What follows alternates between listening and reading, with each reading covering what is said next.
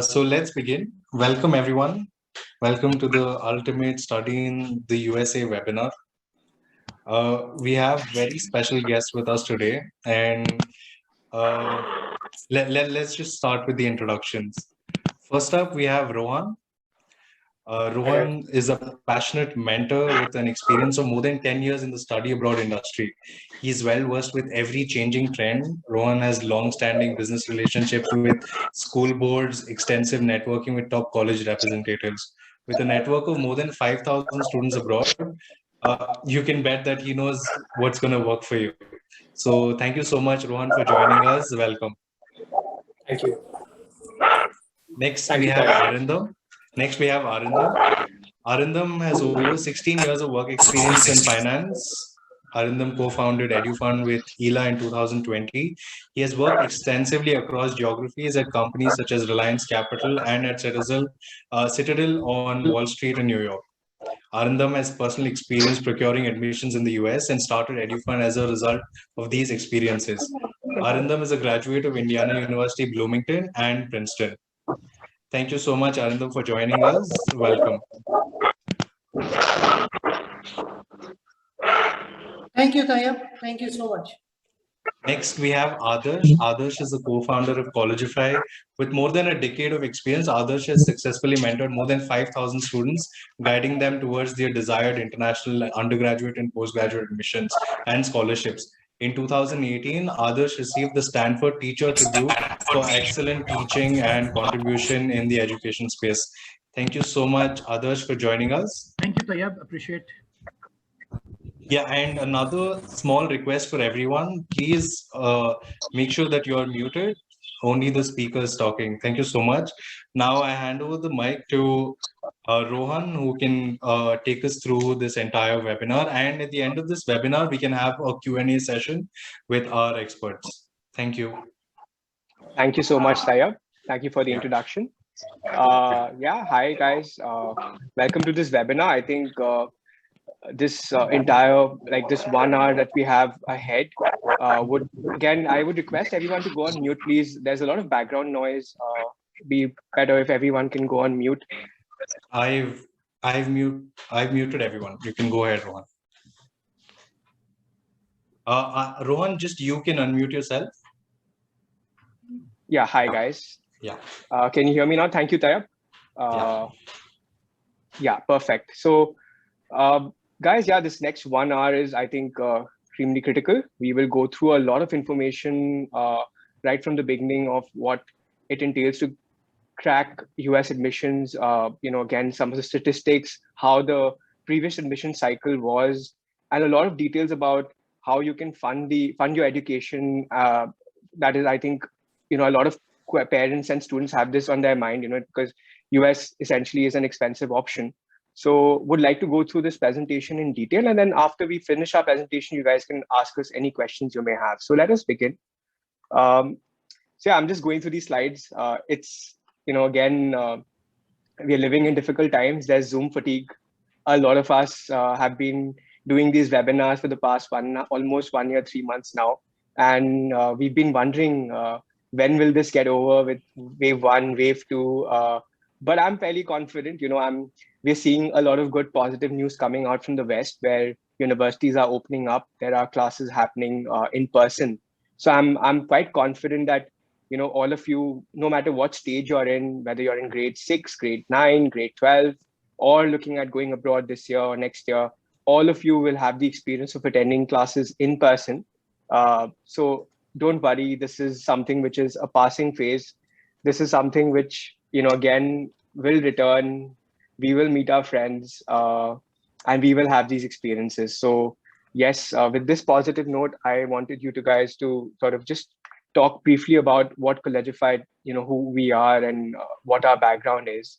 As you can see, we've counseled more than 5,000 students overall, where, we've started this journey in 2011. So we've had almost full 10 years of experience, and we've admitted them to the world's best universities across the world, like US, UK, Europe, Singapore, again, Hong Kong, and many other destinations. And we also have this e-learning division of ours where we run SAT, ACT courses, which powers schools, our students directly, as well as certain organizations that use SAT, ACT as well.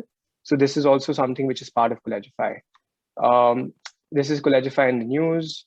And then these are our backgrounds, if you want to sort of read again. And we've individually counseled students. We've again, we work with close to 500 students every year, sometimes even more. And I like to say this, that we help students right from the age group of, say, someone who's 14 years old to as old as someone who's 32 years old. So across the spectrum, it is someone who's in grade 9 up to someone who's a working professional who's probably 32, 33 years old looking for an MBA. So we work across a wide variety of profiles, students, and they come in from all sorts of backgrounds, from all parts of India and abroad. So we love to meet you, we love to know you, and work with you individually, one-to-one, with your strengths and weaknesses. So obviously we'll be covering that in detail over the course of this presentation, but this is who we are. Yes, this is another fact that we are really proud about, which is the fact that we've helped students get more than $20 million in scholarship.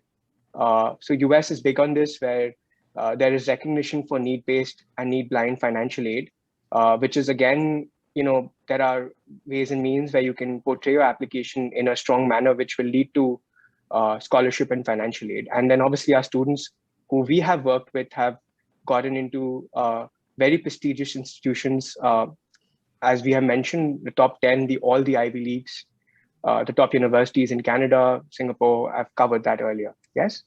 So yeah, I'll hand over now to Adarsh. I think he'd like to cover this bit about why study abroad. Thank you, Rohan, and thank you, Team EduFund, for having us over today. Directly addressing the big question, where are you all of you are in different points, right? And I'm assuming, Tayyab, give me an idea, what is the age group looking like today, so that I can just modify the conversation. We have students from 9th standard, 10th standard, 11th and 12th. Fantastic. That's very good to know. So that's where, the really start of the aspect happens, right? Grade 9. So guys, everything onwards grade 9 is on record, right? Whatever happened from grade 1 to grade 8, it's not put to any record. Every aspect of your activity which you cover in onwards grade 9 is important and will be submitted towards your US admission. Today we are talking primarily about US admission. So why study abroad? Why study in the US? Couple of okay. Is it audible, guys? Is it better now? Yes. Okay. So addressing why abroad education, and specifically about what do you really get with the kind of investment you make. Most of the students have come back and has reported us with an experiential learning. Okay, I'll address masters. Experiential learning, which means that the hands-on journey and the kind of learning you get right at an early stage, right? So there are two things. One is taking responsibility, one is deploying leadership. When you go to an abroad institution, the kind of curriculum and the flexibility which is offered within the United States is the most beautiful aspect of the entire experience, right? So for example, this morning I was talking to a student who's doing computer science, CS at University of Washington at Seattle. And throughout his computer science journey, he's been working with different internships. Each internship is a paid experience. And it is extremely enriching to see how the practical knowledge and the classroom experience is collaborating, right? Another student who we have been interacting with very regularly is actually gone to University of California, Los Angeles. And within the first year itself, he got to get an internship with a hedge fund. Now, in India, if you want to go and work at a private equity hedge fund, you may require several years of working. It's not possible to sort of get that entire idea. So the paucity of seats in India or education is also, a challenge, where an option of please mute everyone, Tayyab. Yeah, doing that a lot of background noise. Yeah. And coverage on the international networking. So, jobs and Adarsh, you'll have to unmute yourself again. Yeah. Yeah, please. Yeah. So a lot of career opportunities today is to do with the kind of experience you go through within your academics, right? In terms of what are you studying and what are the entire, courses which you decide to do. With US education, what happens is that you get interdisciplinary mindset, right? So for example, in grade 9, in grade 10, it's very difficult to decide what career you will want to choose for yourself, right? I didn't know, and a lot of you also wouldn't know in terms of what career opportunities or what career should you really step into. So when you go to an US institution, they allow flexibility within the curriculum, which is one reason why I would pick US over any other country, because the flexibility offered is extremely fantastic, right? So there are various reasons. Every individual may have a different reason of an abroad experience. And whether you talk about a world-class faculty or you talk about in-house classroom experience versus vis-a-vis the kind of internships and exposure you get, or let's say you see a world in a class, right? So any top American institution would have close to 30 students, 35 countries representation. Now, at a young age, if you are able to know what's happening in different parts of the world, that's a phenomenal journey itself, right? And obviously, I mean, the amount of scholarships which we will cover today is fantastic at an undergraduate level. So a lot of students come and tell me that, sir, we want to plan a master's, but master's does not allow the kind of admission scholarship aid which an undergraduate experience in the US would allow. We'll cover more. Rohan, please, next slide. Excuse me, Taib, if you could please allow all our colleagues, they're waiting to get into They're all. meeting. I'm admitting all of them. No, Yeah. don't worry. Although we are covering US primarily, I also wanted to show you what is, what is really good in other parts. So like I said, that US has flexibility within the curriculum. US also allows interdisciplinary learning, which means there are students who are studying computer science and politics. There are students who are studying management engineering. There are students who are studying photography and photography, art, along with psychology. The overall mix of interdisciplinary major, right? Or there is something called a cooperative program, which has become very popular ever since the last 2 years, 3 years. Co-op is when you work within the 4 years, you get a 6 months mandatory internship. So the college helps you also build professionally. So it's a work study program. It's one of its kind offered in United States again. Comparing to other countries, Canada, UK, Europe, Singapore, India, all the other countries have fixed curriculum, which means that I have to make all the decisions before I get in. In India, I need to decide what subject I would choose, what stream I would get into. In Canada, it is a similar structure, and UK, Europe follows the similar journey, right? There are some liberal art colleges which are coming up in India, but the variety offering in the US when it comes to small colleges, large colleges, which Rohan will cover in the future in the next few slides, is absolutely incredible. Also, obviously, you need standardized testing. So if you're a grade 7, 8, 9, there are two things which you need to categorically plan. One is that standardized test, like an SAT, or if your verbal or math is, if you're a grade 5, grade 6, for all the parents out there, make sure you brush up on the reading skills of the kid and the math skills. That is good enough. If you're a grade 9, grade 10, work towards the PSAT, right? And also the financial aid would vary, but US has the maximum amount of scholarships when it comes to undergraduate admissions. Next slide, please.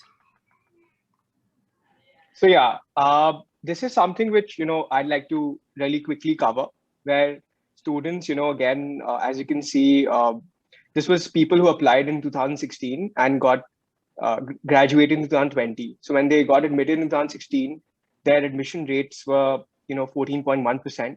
And the guys who applied last year, the people who are going in 2021, as in September, you can see the admission rates falling. So across the board, this is getting more competitive. So there was a lot of debate among counselors as well, like the community last year, that, again, because of the pandemic, we might see a situation where the entire world would see a drop in the number of applications, where there would be questions about affordability, there would be questions about consistency, whether people will sort of drop out because of the pandemic. Actually, the opposite happened, and I think I'd like to go back to say an example from, say, a real world situation where whenever there is some uncertainty, people rush to quality, right? So if there's uncertainty, people buy gold and silver. That's part of, say, hedging in finance, for example. Similarly, whenever there's uncertainty with education, people rush to quality. As you can see, the total number of people applying from India significantly went up. 28% more Indian students applied to US as in 2020-21. So you can see NYU, UPenn, Tufts, Missouri State, and I've taken the example of UCAS as well because UCAS is UK, but still it's good to know because this is across the board.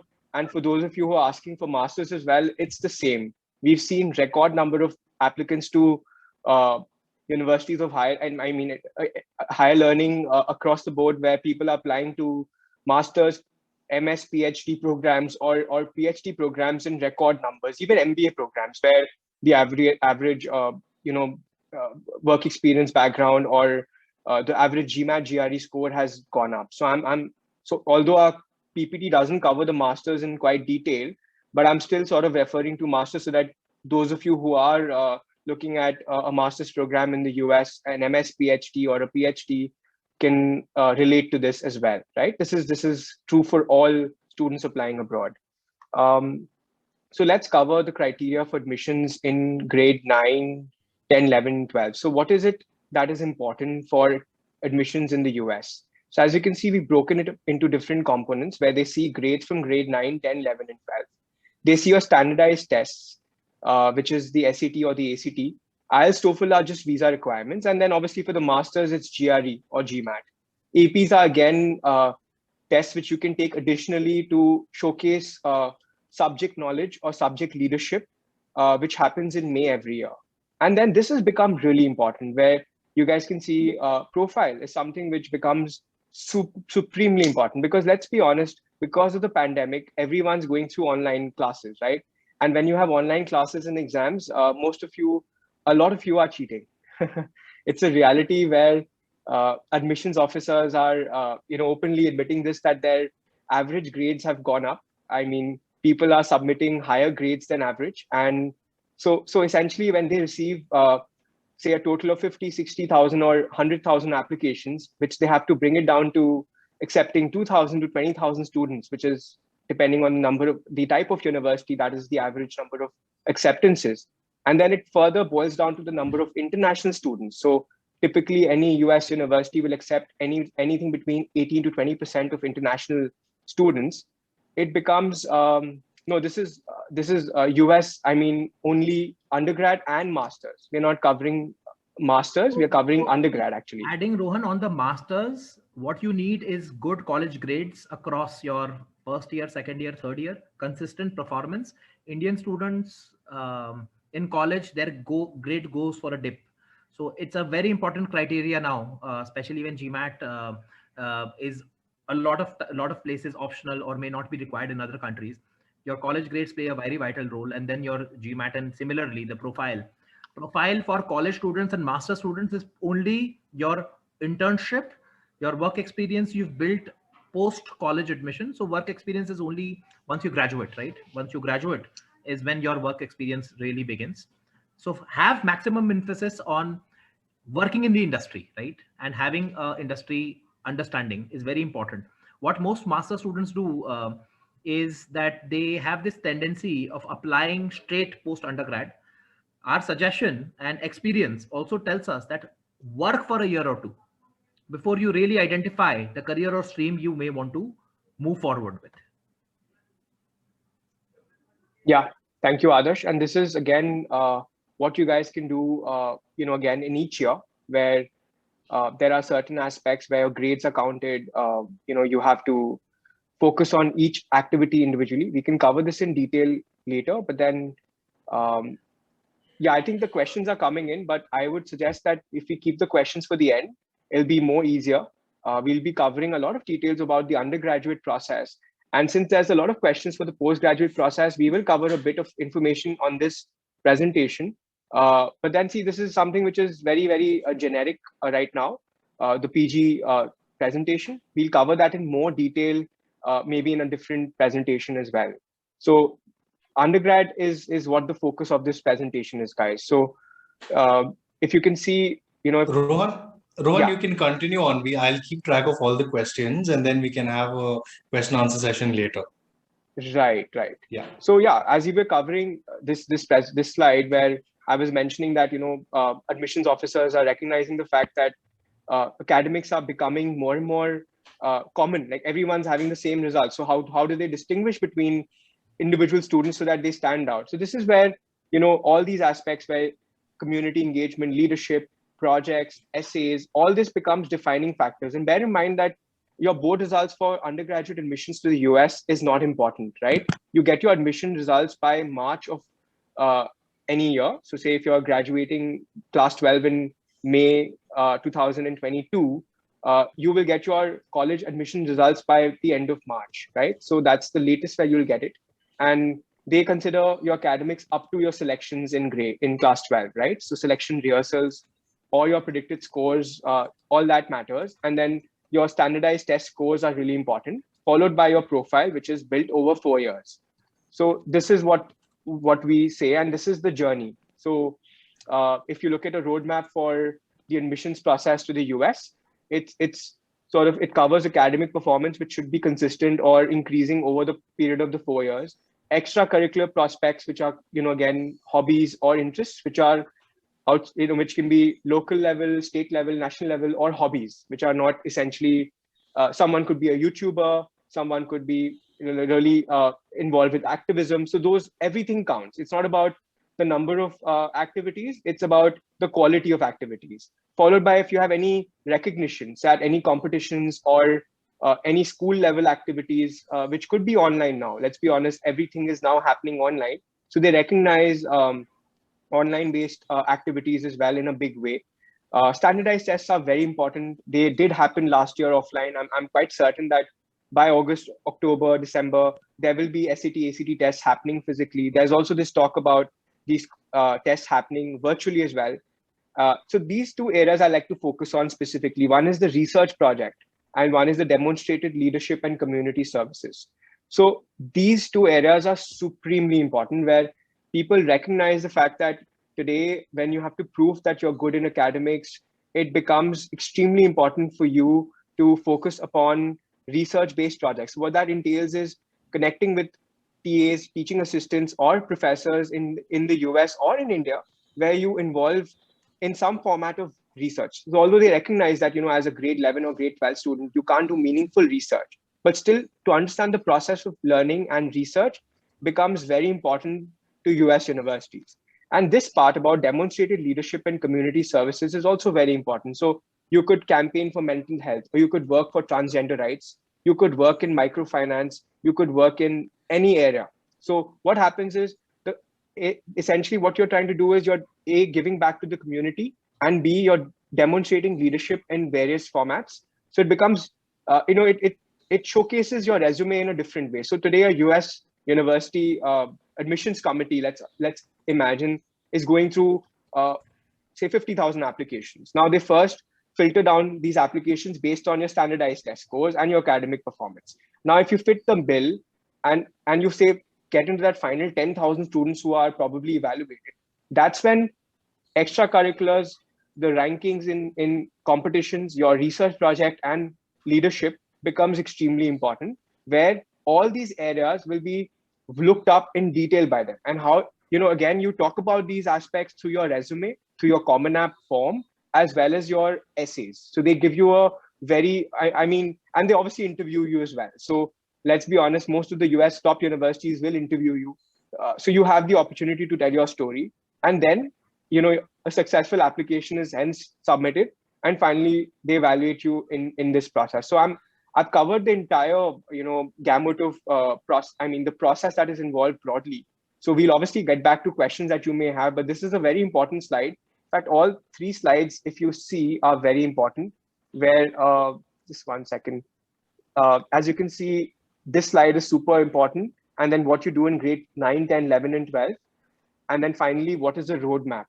So it's extremely important to understand that there are a lot of quantitative and qualitative factors to a successful US admissions, where it's not just your grades, it's not just your standardized test scores. It is a lot of,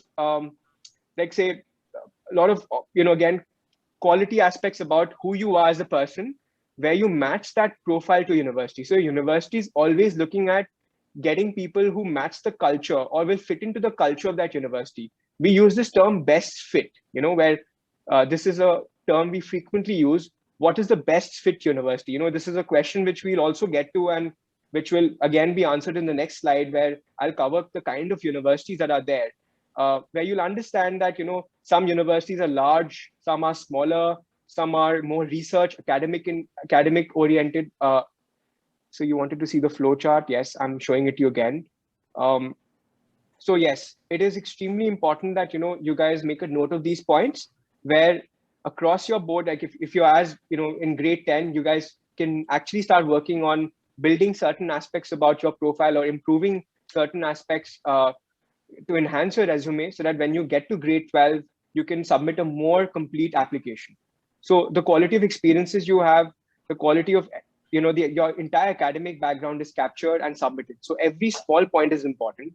Again, I repeat, it's not important to do 30, 40 activities. It's probably 3 or 4 activities done very, very diligently that will make the mark, right? Just one add-on, Rohan.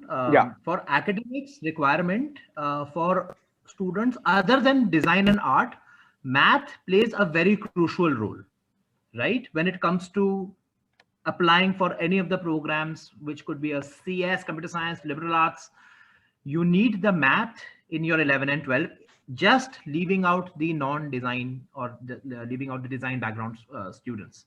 So it's important to ensure that your academic in your grade 11 and 12, we generally see a down curve, right?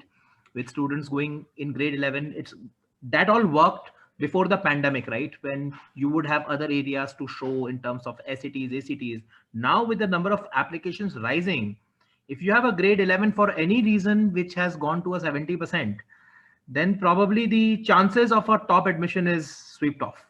So that is extremely important for you guys to note, that your academic consistent performance is needed in any of the curriculum you will be a part of.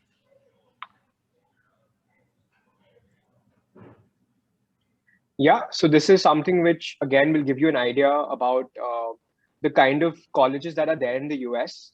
So the private universities, public universities, state universities, liberal art colleges, Ivy Leagues. I'm sure like these are different types of colleges which offer different experiences. Like for example, the liberal arts colleges are some of the smallest colleges in the world. They don't offer master's programs, right? They're undergrad only. So for example, a liberal arts college, I'm not sure if you've heard of the Claremont McKenna Group Consortium. You've heard of Vassar, or you've heard of Haverford. So these are undergrad only.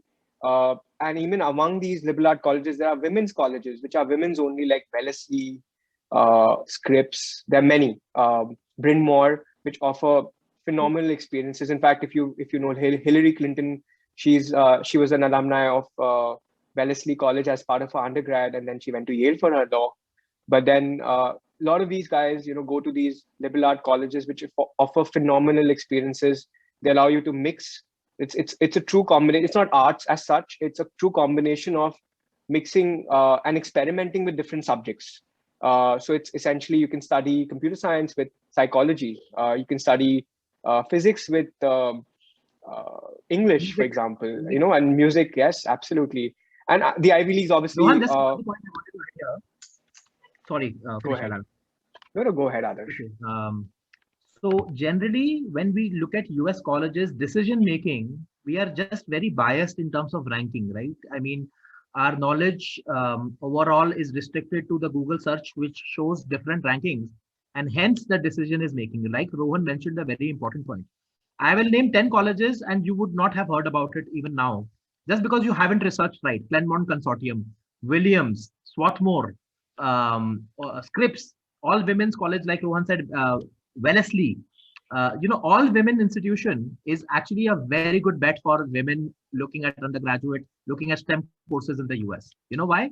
Because most of the corporates now have policy of hiring directly. So even if a Harvard has, let's say, has made it to the Bain recruiting list, even Barnard, which is a sister school to Columbia, it's a very good school, or a Mount Holyoke STEM student would get the similar opportunity, right? Women colleges is generally confused only as a pure women experience. That's not true. You get enough exposure to the opposite sex, and it's a great college experience. And the state schools are obviously more cheaper. So US, the kind of variety it offers, for each one of you, there would be a different. Adarsh, you've gone on mute. Yeah, so I'll just take over. So some of the private universities, our examples are like universities like Carnegie Mellon, NYU, Boston University. I'm sure you've heard these names. Public university examples would be universities like UC Berkeley, UCLA, UC San Diego. State universities are Michigan State, New York State.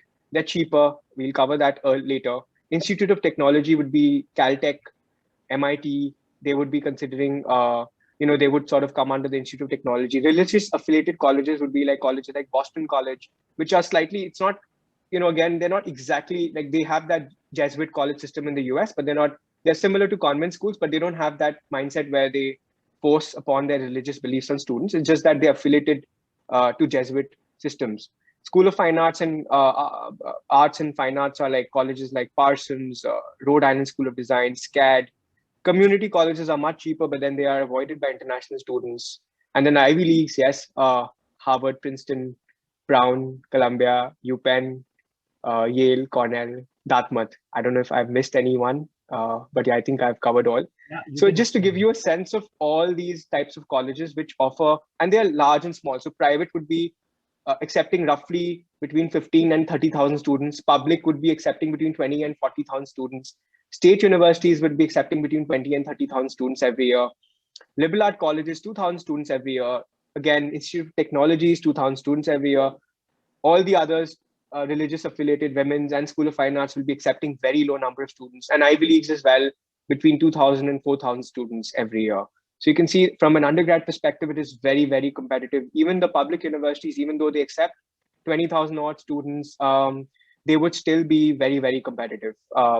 So you can, so if I break down the numbers for you, say the Ivy League, let's take an example of Harvard.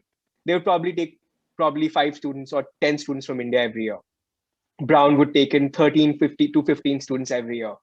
MIT would take in 5 students every year. Berkeley would take in probably 60 or 70 students every year. Carnegie Mellon would take in similar 20 to 30 students every year. Boston universities would take in about 50 to 60 students every year from India. So you can see the competition is very, very high. So it's very important for you to understand that there is in the top 100 or top 50, there are enough, essentially the top 50 to top 100 in the US is the global top 50, top 100, right? So there's a lot of variety and there is something for everyone based on your, again, preferences, which we'll cover later. But then this is to give you a sense of the type of colleges. So yeah, so these are some popular myths, which, again, I covered earlier. Adarsh also spoke about it, where if you can read through, perfect grades and high test scores are enough. No, it's not true. Class 12th is a good time to focus on college applications. Not true anymore. It is important to have many extracurricular activities. No, you can have 3 or 4 quality activities, or you can have one extremely popular or extremely good talent or quality about yourself, which is good enough. You must apply for a conventional major. No, you can apply for a variety of majors, and that is the true beauty about the US education. And attending a summer school program at my dream school will be good to help with admissions, which is also, again, a misnomer. And we were recently interacting with Matt, where they mentioned that, this is something which students often confuse, and Indians typically are focused about tests and standardized tests and entrance exams. But it's not just about that. It's also about who you are as a person. So they said that, we do not admit test scores, we admit people. So it's extremely important to understand that ultimately you're an individual person who has, their individuality, specific strengths, weaknesses, which, attract even your weaknesses, by the way. So it's not just about celebrating successes, but also talking about your failures, which is very important. And I think the US, America really recognizes failure. In fact, they celebrate failure more than success, in my opinion. So this is something which is very important to understand. And Adarsh, would you like to cover the test tests that are important? Yes. So important tests. PSAT begins, if you could just make a note, grade 8, grade 9 is where you start working towards PSAT. Taking, not taking is your decision. Grade 10, grade 11, you should begin with your SAT. By the time you finish grade 11, you have to have your SAT score over, right? Now with the pandemic, SAT, there are a lot of articles, there are a lot of changes. People, colleges have gone optional. However, it's if the colleges say optional, you have to have the score as an international student. Similarly, SAT, ACT is an alternative to SAT. We'll talk about it later. Advanced placement is also become important because the SAT subject test has been discontinued, right? So these are some of the tests which you may have to take for the US. And based on the colleges you're applying to, the score requirements may vary. Next slide. Yeah, so we are running a lot late. I think it's already 6:35, guys. We'll cover a few slides very quickly. We'll come back to questions very quickly. These are some key differences between the SAT, ACT. Very similar tests, but then they have different sections so that depending on your background, you can take these tests according to what you belong. Again, you have to consult an expert to figure it out. And these are the AP exams, which again, as Adarsh mentioned, the replacements for also for the SAT subject tests, which are no longer, again, being held by the college board. So it helps you to take these tests. And there are a wide variety of subjects which you can choose from. And they also add credits. So essentially you can graduate faster or pick higher, tougher subjects when you're in college so that you can even dual major in certain scenarios because you get college level credits if you take these exams, right? So yeah, this is a very important slide where I feel that your university choices will depend on a variety of factors, which I covered earlier, which Adarsh and I both covered.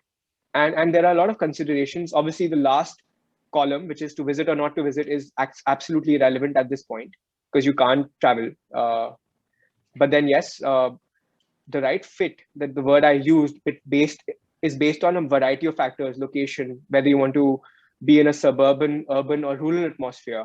You want to be in a city, you want to be outside the city, or you want to be in a rural atmosphere. I'll just add there. If you have your undergrad picked well, if you've gone to the right college, which takes you to the upper curve, right? Trust my word, by 35, you will be in your leadership seat within the corporate world because your undergraduate experience, if it is phenomenal and you've landed up to an institution which has actually evolved you as a human being, that will open doors at the grad level, that will open doors at the corporate level, that will open doors at the startup level. So anything you go to, it's very important to pick the college right out of the huge college list, huge options which are available within the US ecosystem. So again, you need to talk to an expert before you make this call. Next slide. Yeah, because it's a very soft, it's not exactly measured. There's so many aspects, so you can go wrong with this. So it's very important that you actually cover this properly, right? And then obviously, this is extremely important where it boils down to the essays that you write, right? And this is also true for masters, wherein you write your essays for different programs. So US, as I said, they offer you your admission based on your results up to grade 12. And in your college third year, by the end of the third year, in fact, probably your semester 5 and 6 results are not out yet. Or even if you're a fourth year student, you get your results before the fourth year ends, essentially. So it's very important to talk about yourself in a unique way, where it's extremely important to focus on your strengths, not be generic, research very, very well, talk about your interests. And then the LORs also must sort of add credence to the fact that, you're the same person who's been reflected in your resume, in your form, in your interview, and finally your essays. So the story must all add up together. We all essentially packaging your application in a way which represents your strengths and your unique personality in the best possible manner, right?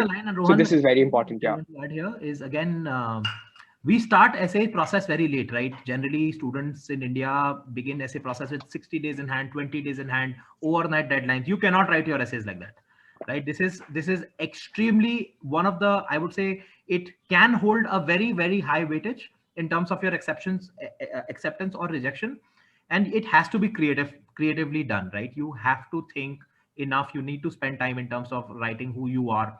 And let me also go ahead and say that if you don't have a strong story to tell, then there are a lot of students who have the similar profiles and who will have, but this is a place where you can really differentiate yourself. like Rohan mentioned, value matching. You can talk about your values versus how you are going to fit in to the community within the college. So this again is huge. It's a very big process, and this should begin from the timeline point of view as soon as you enter grade 12. Begin with your common application essay, and in terms of, just to give you an idea, you have to write close to 60 to 75 essays of 500 word each.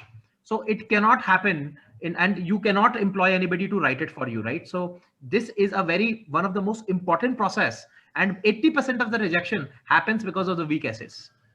So make sure you get this right? You begin early. Hi, Adarsh. Thank you, Adarsh. Yeah.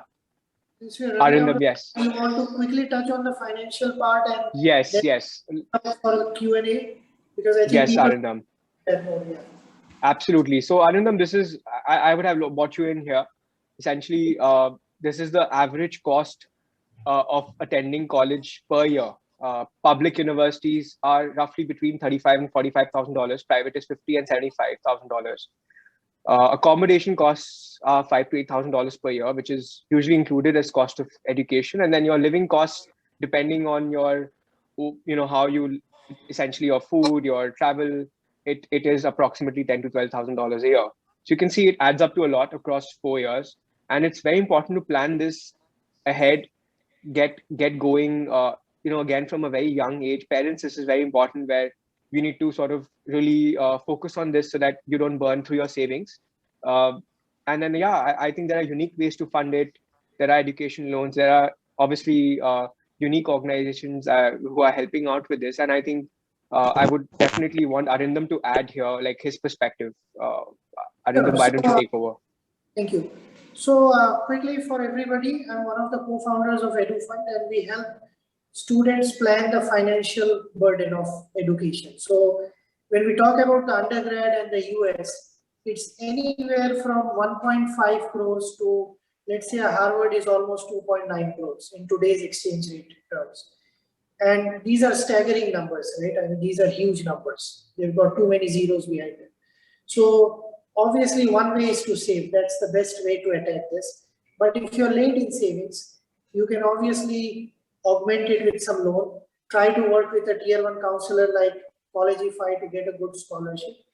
And one thing that EduFund does is we put this entire piece together of how to process your loan, how to work with a counselor, how to get the best on your savings. And what we also do, which is interesting, since most of you guys are here for the US, if you know you're going to the US 6 months before, 1 year before, 2 years before, start moving some of your savings to US dollar terms. That way, if the rupee depreciates, which it does, you don't pay any extra money. So between when I went for undergrad till now, rupee has depreciated almost 50%. So on top of these massive numbers that Rohan is pointing out, the cost just went up simply because rupee is a weak currency. So yes, let us know, and we'll be more than happy to help you. Yeah. In fact, the product was so exciting that it convinced me. I'm a 33-year-old person, who's again about to become a father soon. So I'm investing through EduFund so that I don't have to take that decision 18 years from now or 19 years from now and have this well planned out. So this is it's in fact I would say that it's never too late to plan it. It's never too early. So I think organizations like EduFund, it's really important you guys engage and plan this, whether it's for your masters or for your undergrad, at an early period. There's no right time, right? It's always better to do this at an early point. So this is something which I want to mention. Yes. I mean, majority of the students who cannot go abroad is when they come to grade 12, when we have to disclose them that, okay, this is the finances, and their entire aspect is that, hey, I wish I started 2 years ago. So with EduFund, I have a 3-year-old. I am with them, and it is and all the parents right now within the North Indian side, South India side, everywhere, Maharashtra, parents are investing early, grade 7, 6, 5, whatever. So talk to them and get your finances figured, and you will really have a luxury by the time you come in grade 11, 12. So again, very quickly, we can cover this in detail later, but then I think we're running out of time. But then there are different kinds of scholarship and financial aid options which make it possible. In fact, a lot of students get full financial aid. So that means the entire 2.9 crores or 1.5 crores is covered by certain US universities which offer financial aid and scholarship. There are external scholarships as well, which are offered by independent entities and non-profit foundations, where we absolutely help you plan this. Again, if you guys start early, this is something which can be planned from a again, proper expert guidance and giving you that mentoring. This can be planned properly. These are certain important deadlines, which again, I'm not going to cover it in detail right now, but then skipping this right now. And this is an important slide where you can see applying early is very, very important. So there are different kinds of deadlines which are there. So your decisions improve drastically if you're applying early to certain institutions. So we employ a strategy of applying you to dream, reach, and safe universities. And this is something which, again, based on deadlines which begin from November 1st, right up to January 30th. There are a slew of deadlines which you can target, and you can get offers as early as December 15th. So if you're accepted to your dream institution by applying early, you'll get your offer by December 15th. So there are a lot of informations to unpack here, but I'm not going to cover it in detail. I'm going to skip to this slide where I'm sure you are aware of. We covered these names in private, public, and liberal art colleges. So there's some famous names, some of them you'd recognize, but it offers you an understanding of what the different types of universities are. Some are undergrad only, which are these liberal art colleges. Some are public and private, which are undergrad, postgrad, as well as postdoctorate or MBA. So yeah, and moving on to case studies very quickly. This was Vatsal, he got into UPenn. This was Harshit, his brother, in fact, he came to us going this year. He got into Berkeley, UCLA, Michigan, and Georgia Tech. And you can see key aspects. He was very good with academics. He had a research project under Professor Swapnil Seth, founder member of Vigyan STEM Labs and Dhani the Financial Pass. This was again leadership, and he also interned at Ashika Stockbroking as a CS intern. So a lot of again leadership as well. This student is very important because she got full scholarship at Oberlin College, not full scholarship technically, 90% scholarship. She had these initiatives. She learned German as a language. She was a school head girl. Again, decent academics.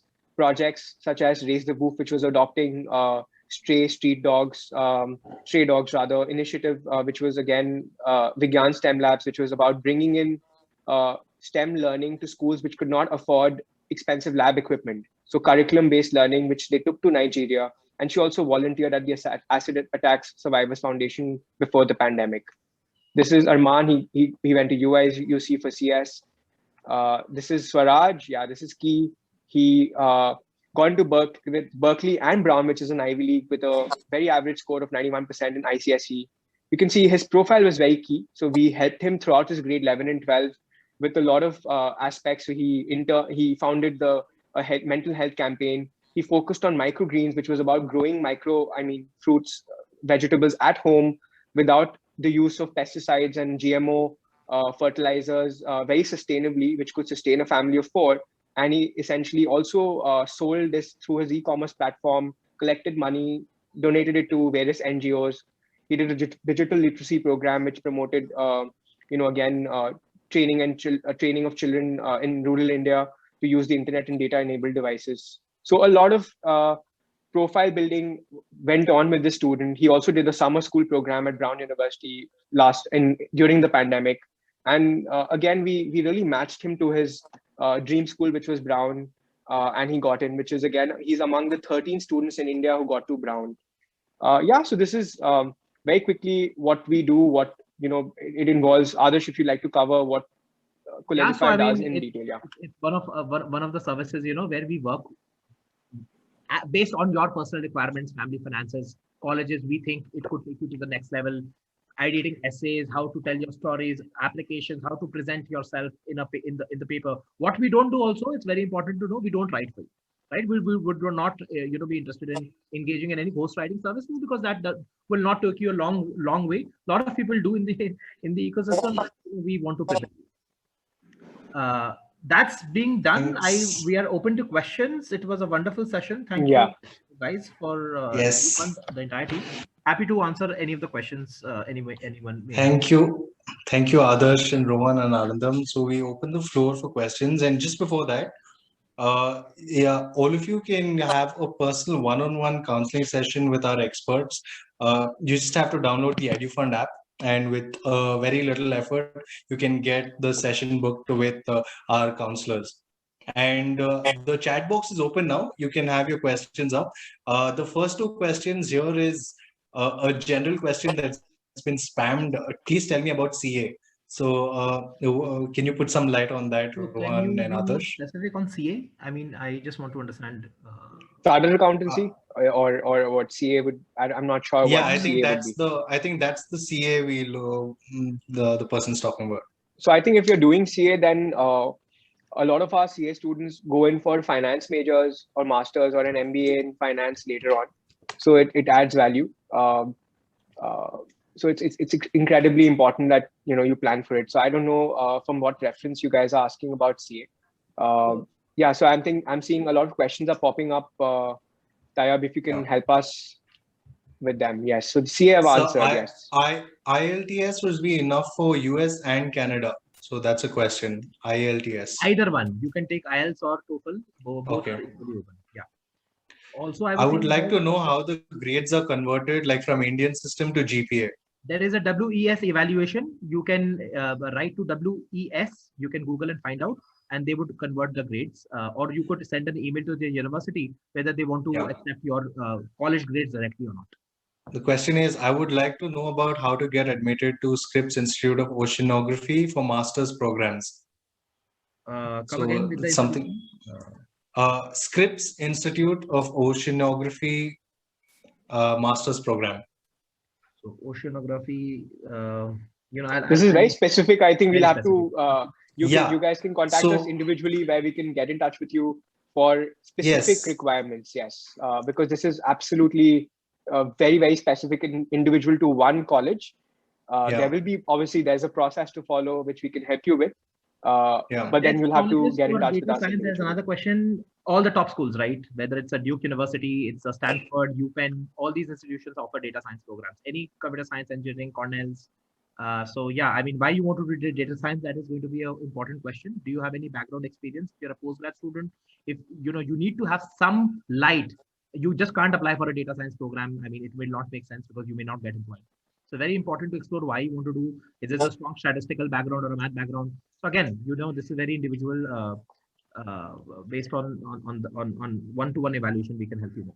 There's a question: what percentage of students get a full scholarship for undergrad in the US? So it depends. It depends how you in terms of what kind of aid you're looking at. So it's very important to firstly identify the fact that you need financial aid and scholarship. So there is obviously need-based and merit. So merit usually is it's low. It's not like typically a university would give anything between $10,000 to $20,000 merit scholarship. Financial aid, full scholarship will come under the bracket of need-based as well as merit. So it depends on how much you need. So it essentially captures your family income in a year, and you have to list down all your expenses in a detailed form, which then makes the university understand what is it that you're looking for. And if they understand that you're an eligible candidate who deserves that scholarship over and above other candidates, they would they would sort of pick you over, because obviously they have a budget or they have a certain number of students that they'll give full scholarship to every year. And that depends on university to university change. These budgets change every year.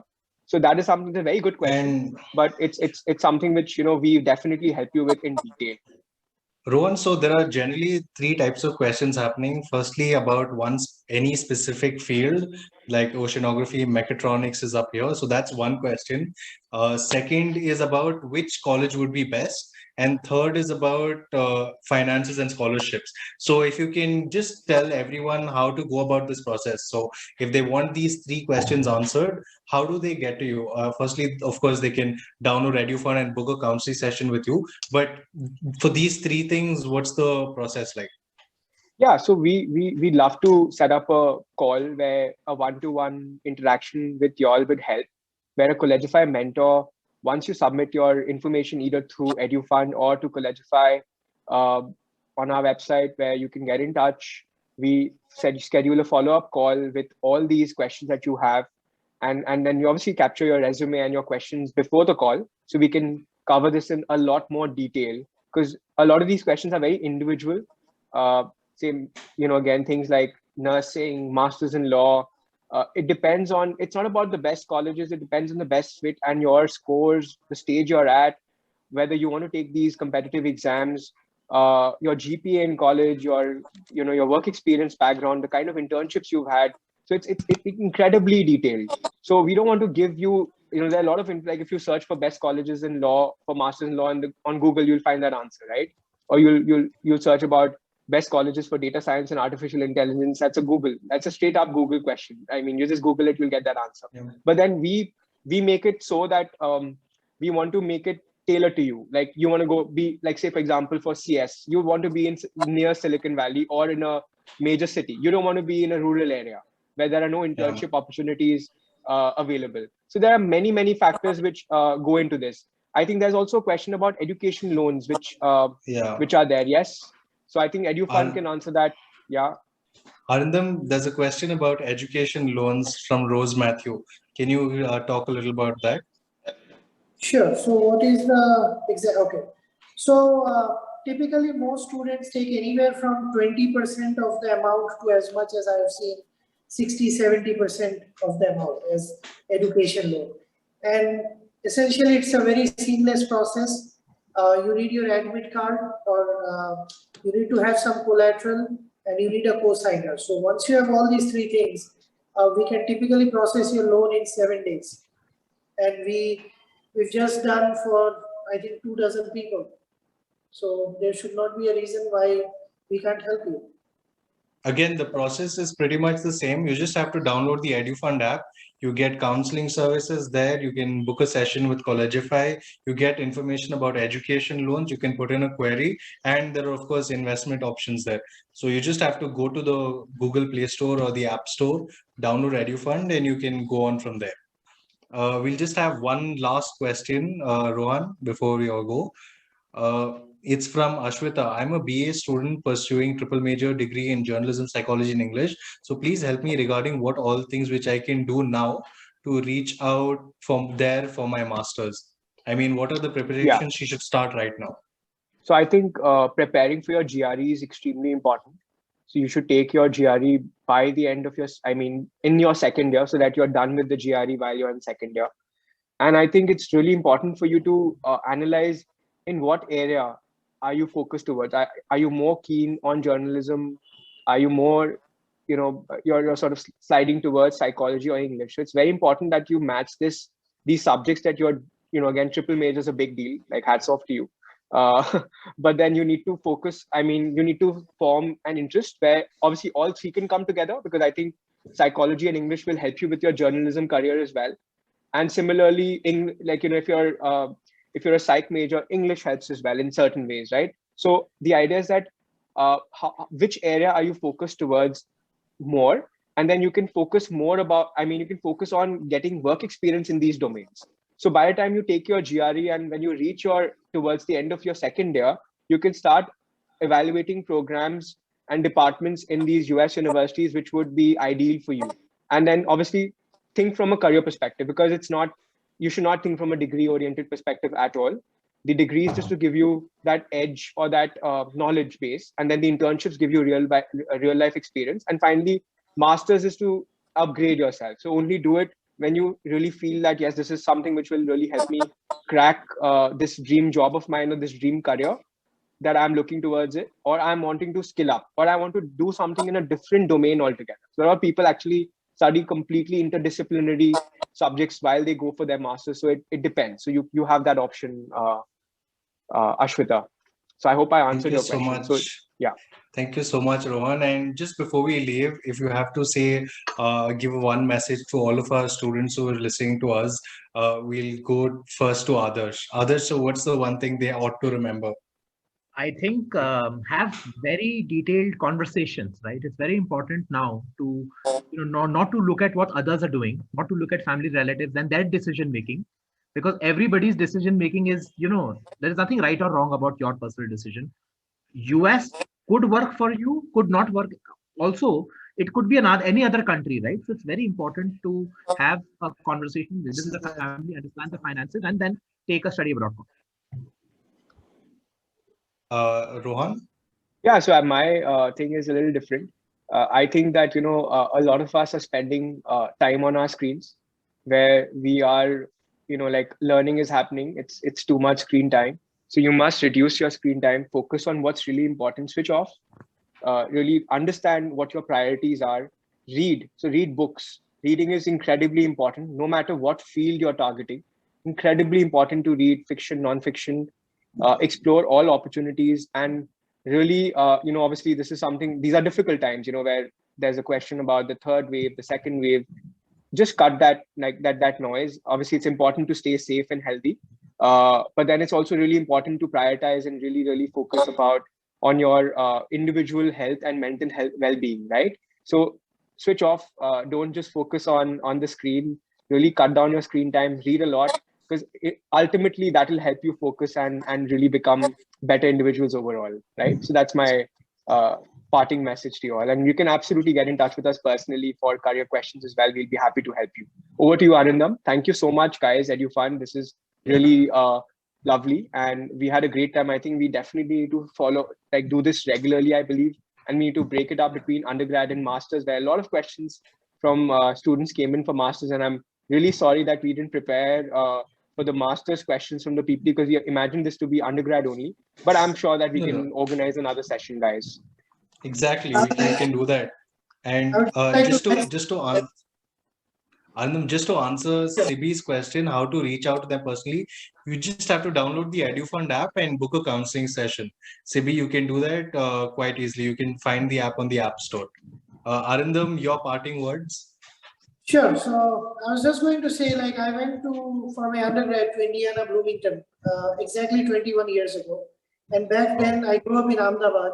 There was no such opportunity to get to talk to a counselor and all of this.